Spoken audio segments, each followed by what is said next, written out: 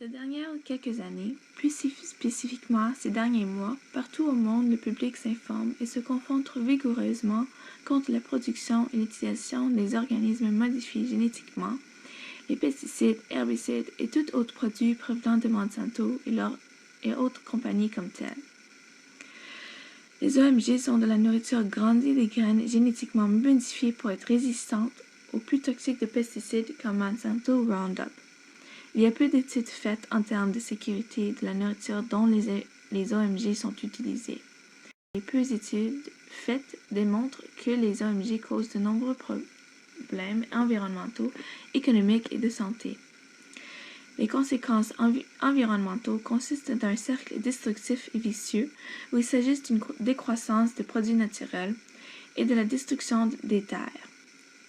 Économiquement, ce sont les fermiers indépendants qui font faillite, tandis que les grandes corporations comme Monsanto reçoivent des subventions des gouvernements, du favoritisme politique et peuvent se permettre à payer 10 millions minimum en lobbying chaque année.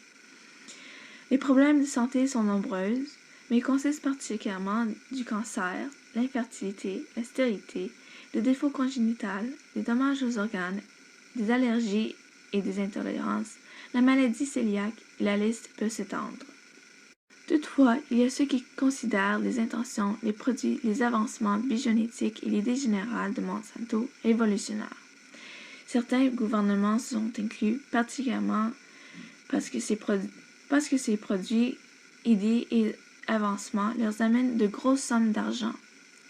Avec les gouvernements de leur côté et le fait que le FDA, l'agence responsable pour vérifier la sécurité de la nourriture, est gérée par des ex-exécutifs de Monsanto, qui fait que Monsanto et les autres compagnies se permettent à ne pas étiqueter les OMG, pesticides, herbicides et n'importe quel autre produit chimique utilisé lors de la fabrication et ou croissance de leurs produits. Ceci leur permet aussi de faire minime recherche à propos de leurs produits et publier que les bons résultats des recherches. Puis, ceci aide Monsanto à grandir sa monopolisation internationale qui leur gagne les droits de brevetage sur leurs graines et autres OMG qui sont en train d'endommager notre terre et ses habitants. Un bon exemple est de l'effondrement de la population d'abeilles. Pour en savoir plus, j'ai eu le plaisir de faire un appel via FaceTime avec Mme Odenwald, une prof reconnue pour ses connaissances extensives à propos de la géographie, l'histoire, du civisme et de la politique régionale, nationale et internationale.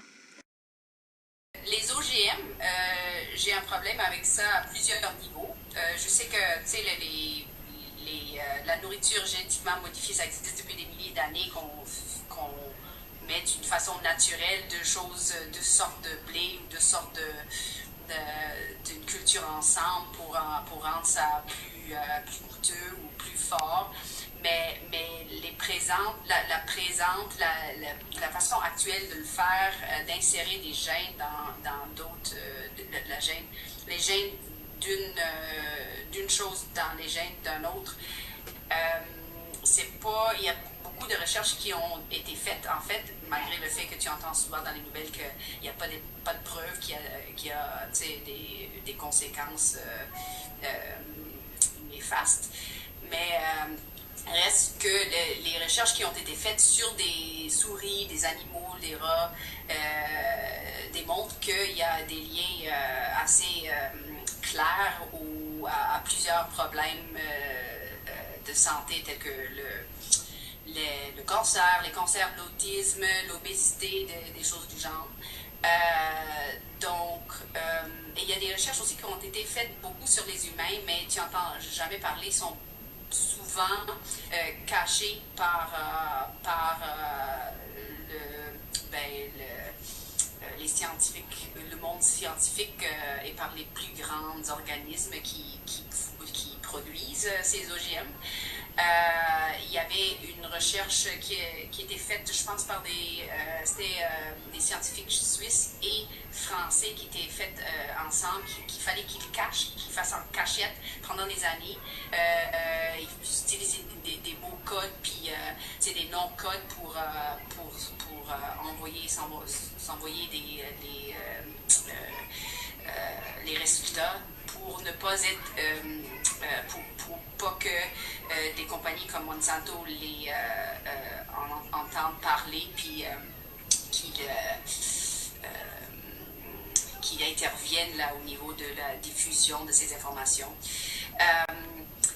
Donc, c'est clair qu'il y a des conséquences néfastes, des résultats très néfastes pour la santé des OGM. Donc, ça, c'est un problème. Puis,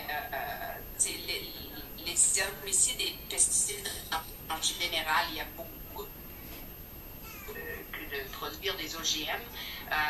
Il y a des façons, des produits naturels, les engrais naturels, plein de différentes choses qu'on peut utiliser pour rassurer une bonne récolte puis des choses du genre. Là. Donc le raisonnement pour avoir les OGM pour rassurer la sécurité de la nourriture mondiale puis tout ça, même les recherches démontrent que les monocultures produits par les OGM, comme un certain blé OGM ou du maïs OGM, ça commence à ne plus très bien réagir aux engrais puis aux pesticides puis tout ça. Puis il faut toujours créer des choses plus fortes puis des pesticides plus forts pour combattre les pestes puis les choses qui deviennent pas immunes mais qui deviennent plus fortes.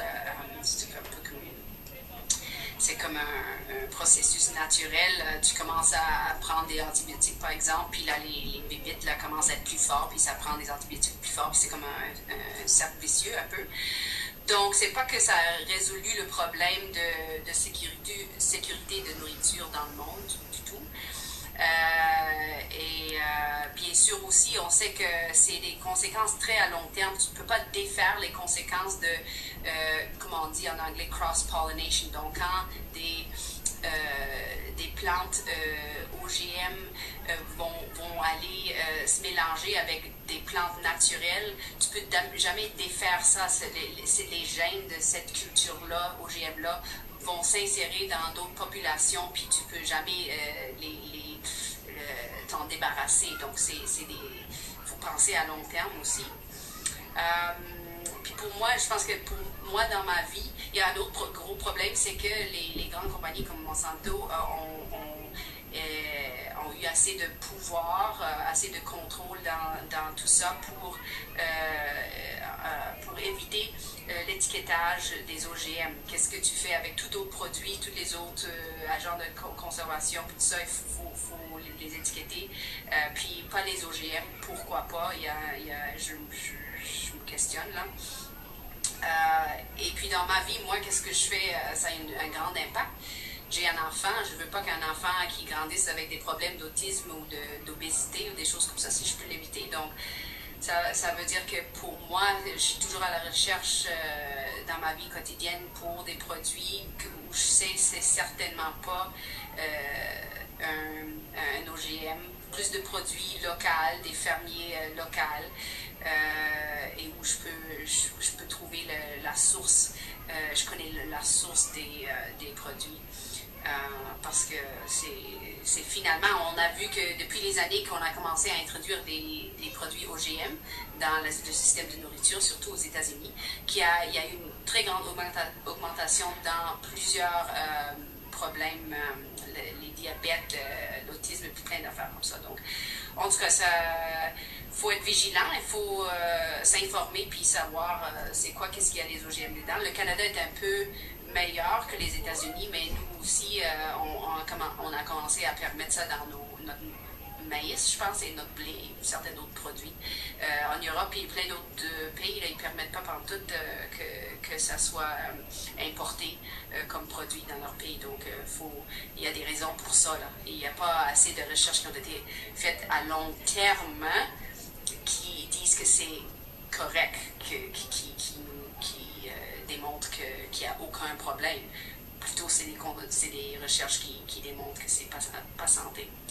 Donc, c'est vraiment, et l'autre problème, l'autre aspect de ça, c'est que le pouvoir politique que les grandes compagnies comme Monsanto ont eu dans les négociations au niveau international, au niveau national, pour contrôler cet enjeu-là, c'est épouvantable. Il y a plusieurs ex-membres des comités ou de directeurs de la compagnie Monsanto sont présentement sur le Food and Drug Administration des États-Unis, l'organisme qui prend les décisions pour, si on va étiqueter les OGM ou les permettre ou non.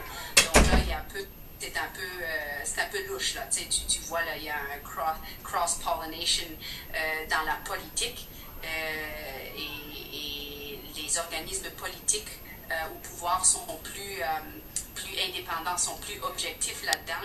Ils ont été infiltrés, disons, là, par ce lobby-là. Et ça m'inquiète beaucoup aussi parce qu'il y a plein de décisions qui sont faites sans qu'on le sache, puis sans qu'on puisse se battre contre ça, parce que c'est tout fait à un niveau, au plus haut niveau des lois, puis des accords de libre-échange, des accords internationaux. Donc, c'est ça. C'est vraiment de valeur parce qu'il y a d'autres façons de le faire. Puis ça semble être vraiment tous au profit d'une ou deux plus grandes compagnies, puis pas vraiment pour dans le but d'aider la population mondiale, comme le disent ces compagnies-là, comme Monsanto. C'est pas dans notre intérêt, pas pantoute, moi je trouve. En tout cas, c'est ça. Monsanto est une des plus grandes corporations qui, depuis trop longtemps, monopolise la terre. Les scientifiques de Monsanto sont ceux qui ont fabriqué l'insecticide DDT et 90% des PCB qui étaient vendus en Amérique du Nord avant d'être bannis dans les années 1970.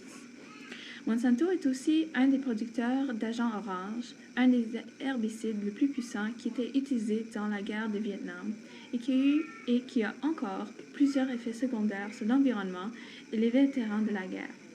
Puis, de nos jours, Monsanto nous ment et nous vend leurs produits toxiques.